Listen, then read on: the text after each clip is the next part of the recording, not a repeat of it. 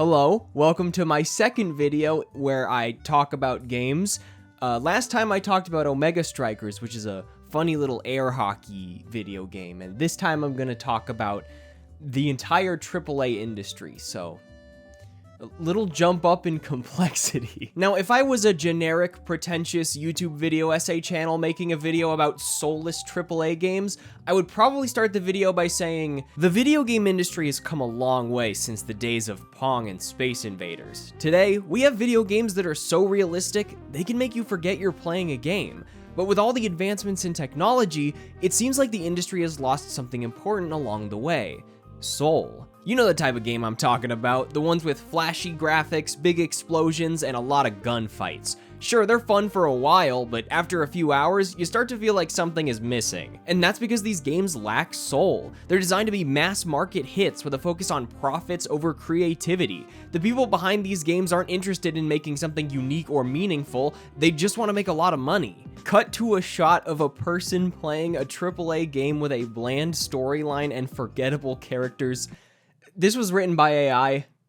I had an AI write this. I do not think AAA developers are just evil and want to make a lot of money, I promise. Soulless is an easy word to throw around when it comes to media. It's a scathing critique that really goes past opinions on gameplay or difficulty or graphics, and it goes right to the heart of some artistic objectivity. You know, I'm no stranger to using the term soulless as well, but I think this method of thinking has led to a growing sentiment that the entire AAA industry is soulless, and then the developers get roped into all of the greedy corporate decisions that they often have little say in. While this opinion is technically still the vocal minority, I've been seeing it pop up so much in video essays and internet posts and Reddit comments and Twitter and whatever nowadays that I wanted to address my thoughts on it as someone who has taken the indie games better side in the past in some of my old indie games videos. This video isn't in response to any specific event,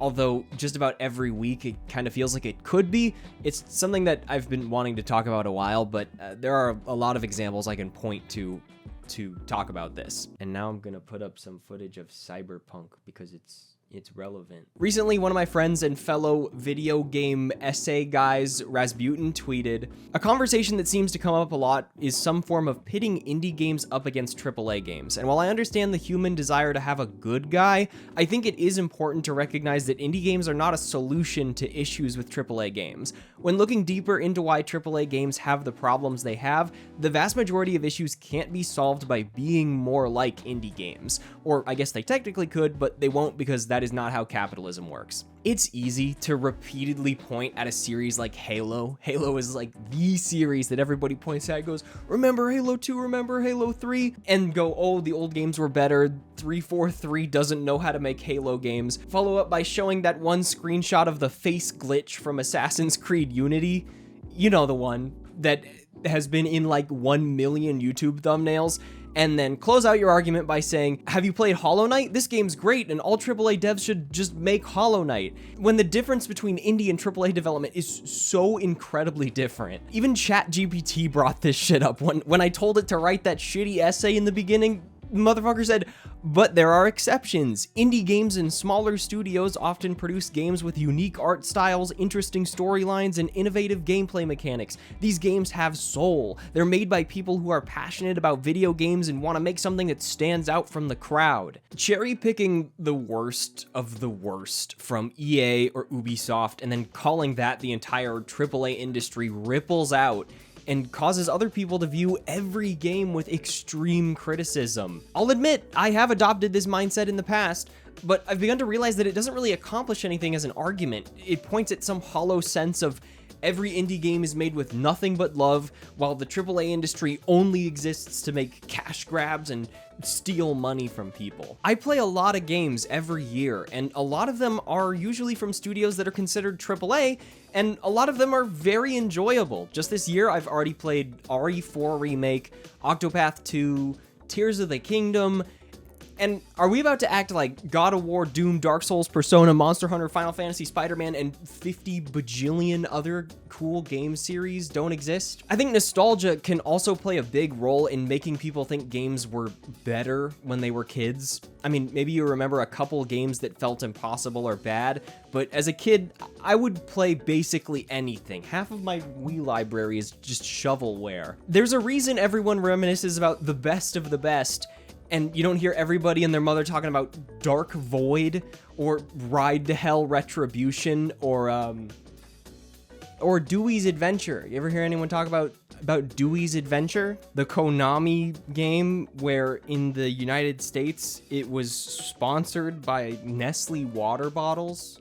Like in the loading screens, they just have ads for that. I think a more nuanced way of looking at it is that very few games are truly soulless, but they get bogged down and distorted by industry trends in the hopes of making more profits. This can be as minor as Resident Evil 4 Remake, which is a fantastic game, including paid DLC upgrade tickets, which sucks, and it can also impact an entire game, like how Anthem implemented all the grinds to artificially extend playtime, or how most live service games have all sorts of FOMO and microtransactions and battle passes to generate the most revenue over long periods of time.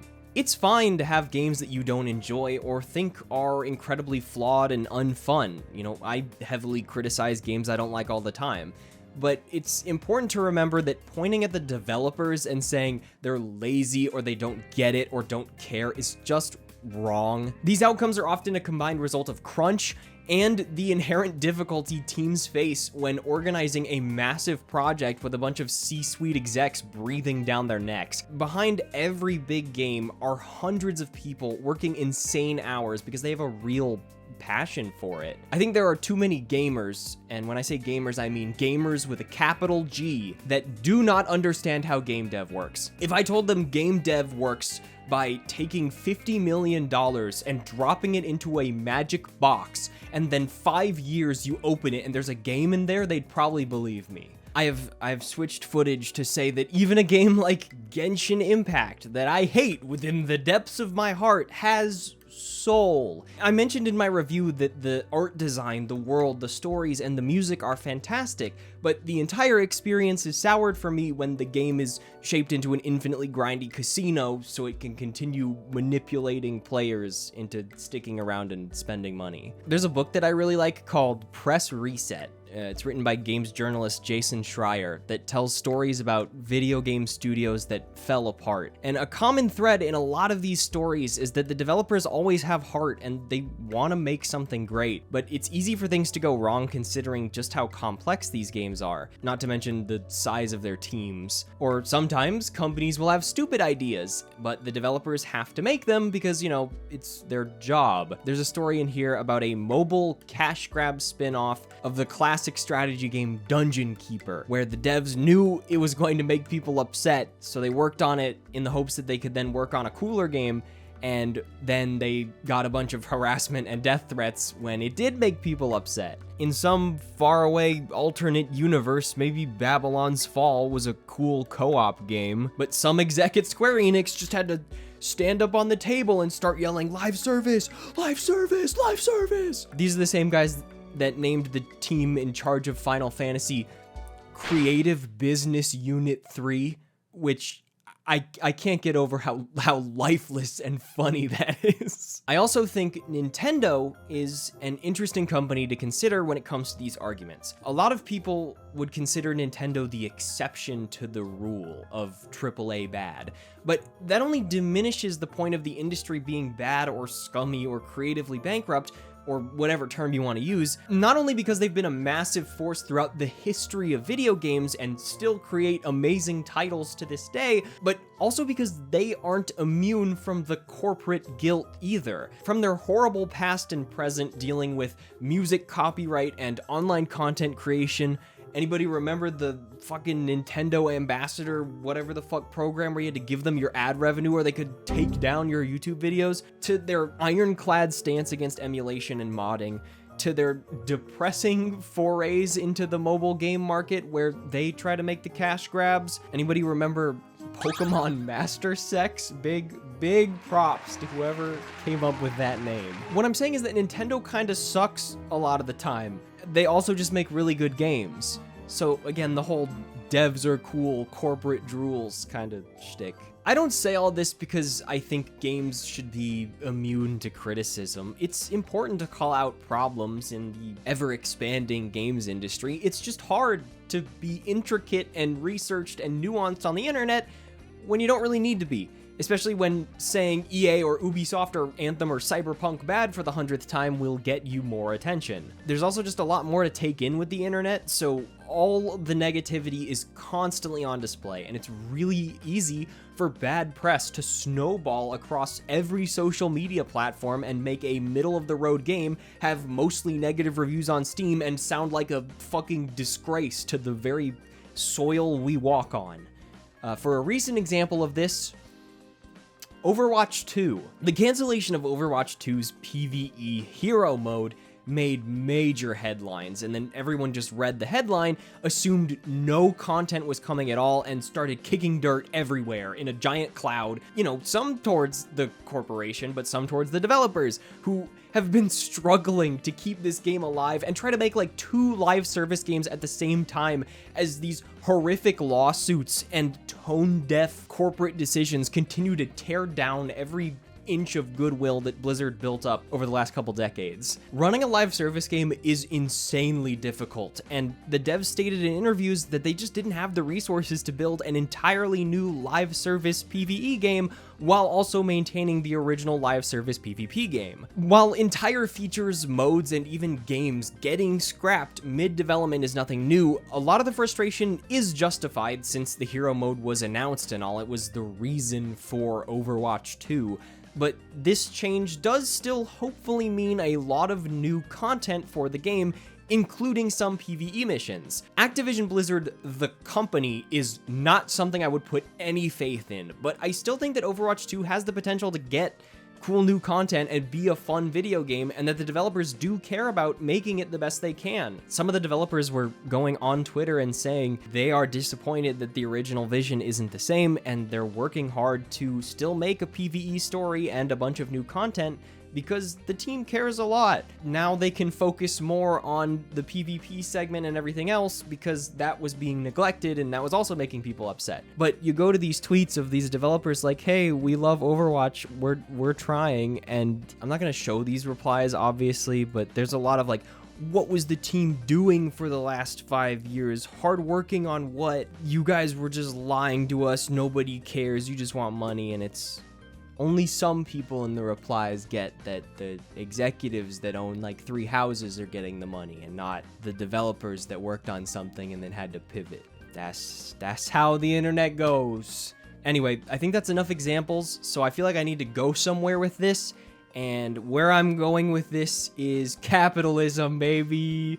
Woo! And I'm not just like finishing off this video vaguely gesturing towards capitalism bad. I'm saying that business, money, out-of-touch executives, investors, deadlines, the line must go up.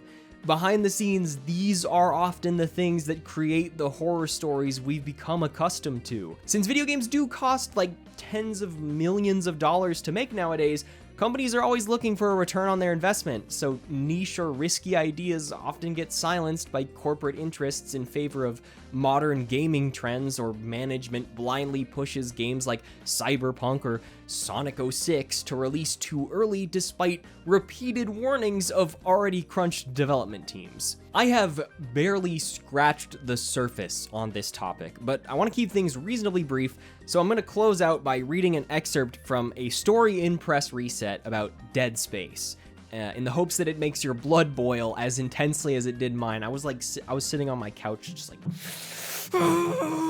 Dead Space 3 launched. It did not sell 5 million copies. Visceral staff say it did just fine, but at this point they released 3 games that all failed to live up to EA's huge forecasts. My understanding is that Dead Space made a little money, just not a lot, said Mumbach.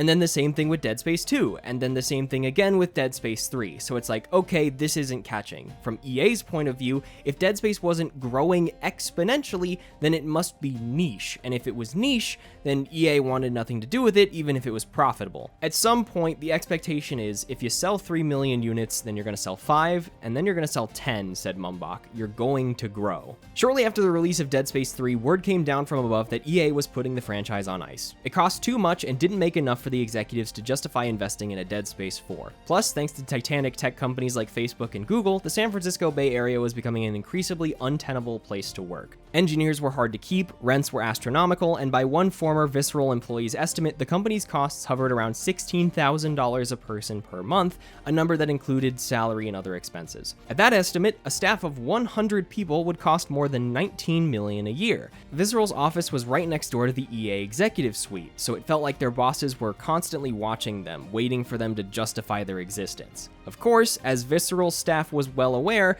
the salaries of just 2 or 3 of those bosses could fund the entire studio. In 2012, EA Chief Executive Officer John Riticello made $9.5 million, while Frank Gibeau made $9.8 million, according to SEC filings. The line must always go up.